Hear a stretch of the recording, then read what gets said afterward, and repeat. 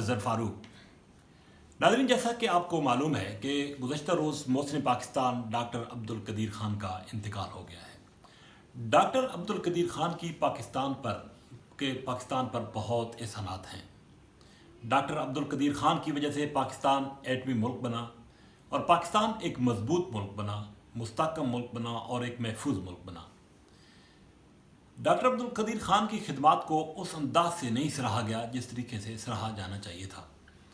ان کی زندگی میں ہی سابق صدر پرویز مشرف کے دور میں ان کے خلاف کچھ ایسے اقدامات کیے گئے جس کی وجہ سے ان کی لائف کو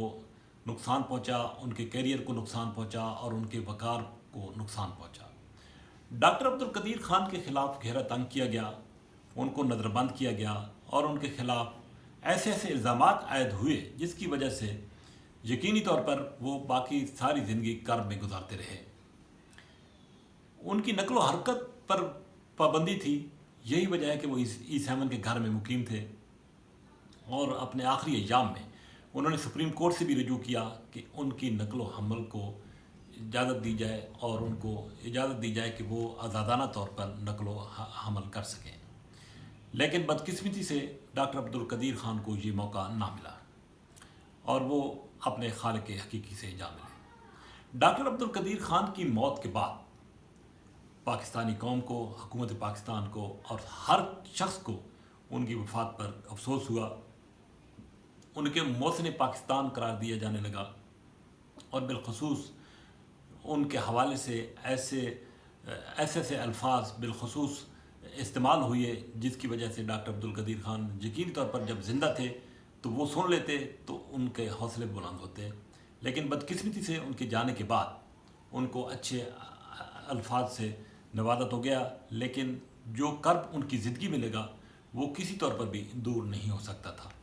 ڈاکٹر عبدالقدیر خان نے اپنے آخری ایام میں ایک خط وزیر اعلیٰ سندھ کو لکھا جس میں انہوں نے وزیر اعلیٰ سندھ کی تعریف کی کہ انہوں نے مشکل وقت میں ان کا ساتھ دیا ہے، جبکہ دوسری طرف اسی خط میں انہوں نے وزیر اعظم پاکستان اور باقی جو 3 صوبائی حکومتیں تھیں ان کے وزراء اعلیٰ کو تنقید کا بھی نشانہ بنایا تھا۔ یقینی طور پر اس کی کچھ وجوہات ہوں گی جس کی وجہ سے ڈاکٹر عبدالقدیر خان کو یہ خط تحریر کرنا پڑا۔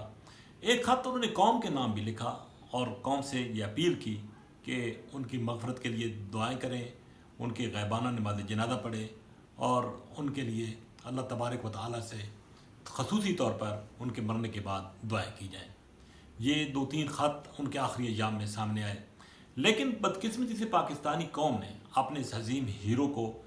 وہ مقام اس عظیم ہیرو کو نہ دے سکی جس کے وہ حقدار تھے۔ ایک مشکل وقت میں 1971 میں ذوالفقار علی بھٹو کے دور میں وہ پاکستان آئے، انہوں نے اپنی محنت کے بل بوتے پر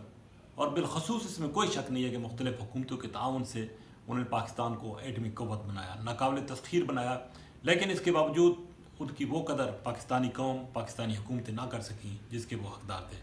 اگرچہ انہیں قومی اعزاز کے ساتھ سپرد خاک بھی کیا گیا اور ان کے مختلف اعزازات سے نوازا گیا، لیکن جیسے کہ پہلے میں نے کہا کہ ان کو کرب لگے ان کی زندگی میں، وہ یقینی طور پر انتہائی افسوسناک بھی تھے، دردناک بھی تھے۔ ڈاکٹر عبدالقدیر خان تو اس دنیا سے چلے گئے، وہ محسن پاکستان تھے، لیکن قائد اعظم محمد علی جناح سے لے کر ڈاکٹر عبدالقدیر خان تک جو بھی شخصیات جنہوں نے پاکستان کے لیے گراں قدر خدمات انجام دی، بدقسمتی سے ان کو ہم وہ مقام نہ دے سکے جن کے وہ حقدار تھے۔ اللہ تعالیٰ ڈاکٹر قدیر خان کو جنت الفردوس میں جگہ دے، ان کے درجات بلند کرے اور جو پاکستانی قوم کے، پاکستان کے جو محسن ہیں، مستقبل میں ان کی قدر کرنے کی توفیق عطا فرمائے۔ شکریہ۔